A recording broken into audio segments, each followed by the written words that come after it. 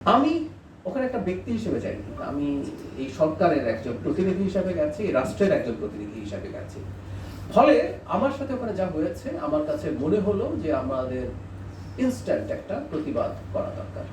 সেই কারণে আমি আসলে ব্যাক করার সিদ্ধান্ত নিয়েছি। যদি আপনারা মিডিয়াতে দেখেছেন, একটা পর্যায়ে তারা খুবই চেষ্টা করেছেন আমি যেন ভারতে প্রবেশ করি এবং আমার যে নিয়মিত যে কর্মকাণ্ড সেটা অংশগ্রহণ করি, কিন্তু আমি সেটা করিনি। কারণ আমার মনে হয়েছে, আবারও বলছি, এটা আমি ব্যক্তি হিসেবে মনে করেছি তা না, আমি মনে করেছি এই সরকারের মাননীয় প্রধানমন্ত্রীর একজন উপদেষ্টা হিসেবে তখন আমার মনে হয়েছে রাষ্ট্র বা সরকারের পক্ষ থেকে একটা সিগনেচার থাকা দরকার। কারণ আমি আমার ব্যক্তিগত কথাটা আগে বলি, আমার কখনো এই উদ্দেশ্য নেই যে এটার মাধ্যমে খুব পাল্টাপাল্টি কোনো নেগেটিভ পরিস্থিতি তৈরি হোক। আমার মনে হয়েছে একটা মেসেজ এই দেশ এবং এই দেশের বাইরে সবার কাছে যাওয়া দরকার। সেটা হচ্ছে, এটা শেখ হাসিনার সরকার না, এটা জনগণের ম্যান্ডেট প্রাপ্ত একটা, এটা আমরা না হয়ে অন্য কোনো দল হতে পারতো। একটা সুষ্ঠু নির্বাচনের মাধ্যমে যখন একটা সরকার গঠিত হয় তার পেছনে জনগণের ম্যান্ডেট থাকে।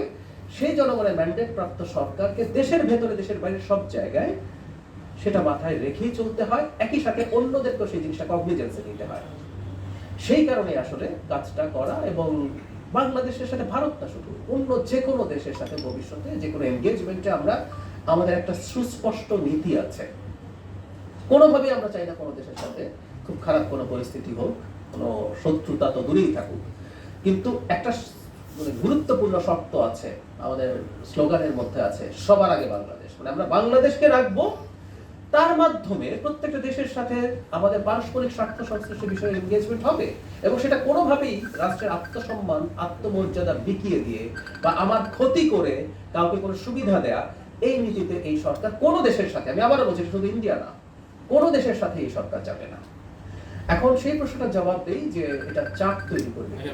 আমি ব্যক্তিগতভাবে মনে করি এটা চাপ তৈরি করা কোনোভাবেই উচিত না। আমাকে যদি বলেন, আমি অলরেডি বলেছি যে এখানে একটা অনাকাঙ্ক্ষিত পরিস্থিতি তৈরি হয়েছিল, সেটা একটা ইনস্ট্যান্ট রিঅ্যাকশন হিসেবে রাষ্ট্রের পক্ষ থেকে, সরকারের পক্ষ থেকে আমি পদক্ষেপ নিয়েছি।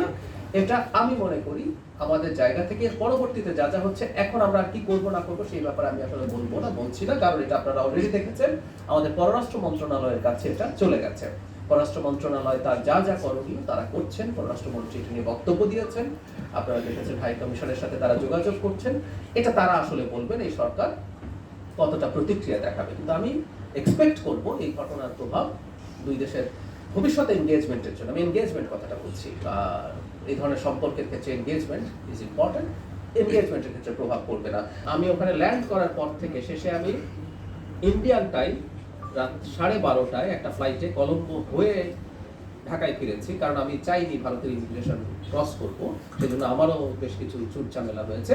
পুরো সময়টা হাই কমিশনার পাশে ছিলেন, তিনি তার জায়গা থেকে সলভ করার চেষ্টা করেছেন বিভিন্ন জায়গায় ফোন করে। সমস্যা কি হয়েছে আমি নিজের মুখে বলছি না, এটা পত্র বিশেষ করে ইন্ডিয়ান মিডিয়াতে এটা যথেষ্টই এসছে, তারা তাদের সোর্স থেকে তাদের খবর দিয়েছেন, কিন্তু 2 ঘন্টার মাথায় আমি ডিসাইড করেছি যে ইটস টু মাচ, আসলে আর ঢুকবো না। এবং এই সময়টাও যে আমি এই রাষ্ট্রের, আমি আবারও বলছি ব্যক্তি না, আমি এই রাষ্ট্রের একটা পদে আছি, সেই পদের প্রতি যে সৌজন্য সেটা ল্যাক করেছে বলে আমার মনে হয়েছে, সেই কারণে আমি সিদ্ধান্তটা নিয়েছি। ভারতের সাথে এনগেজ করার কথা বললে কারো কাছে মনে হয় যে আমি দেশ বিকিয়ে দিতে যাচ্ছি। বাংলাদেশ বিকিয়ে দিয়ে ভারতের সাথে সম্পর্ক এই সরকার কখনো করবে না, সবার আগে বাংলাদেশ বলছি আমরা।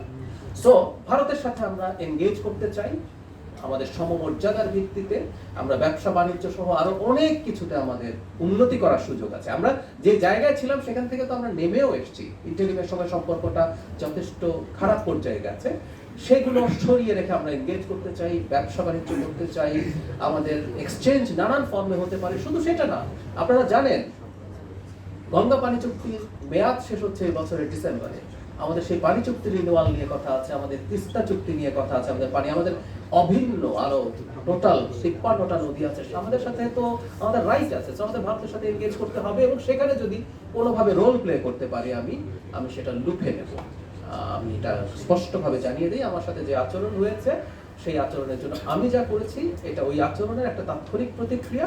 আমি ব্যক্তিগতভাবে চাই ভারত তার এই মানসিকতা নিয়ে আমাদের সাথে আসবেন, যে একটা গণতান্ত্রিক সরকারের সাথে, ইনফ্যাক্ট ইন্টারিম সরকারের সময় তারা অনেকবারই কথাবার্তা বলেছেন যে গণতান্ত্রিক সরকারের সাথে তারা নতুন সরকার যেটা আসবে, যেটা জনগণের ম্যান্ডেট প্রাপ্ত, তার সাথে তারা এনগেজ করবেন। আমি আশা করি তারা সেটা এগিয়ে যাবেন, এবং আমি যদি কোথাও কোনোভাবে রোল প্লে করার সুযোগ পাই, ইনভিটেশন পাই, নিশ্চয়ই ভারতে যাবো। আবারও বলছি, ব্যক্তি জাহিদ ওখানে কিছু করে নাই, আসলে আমি এটাকে ব্যক্তিগতভাবে নেই নাই।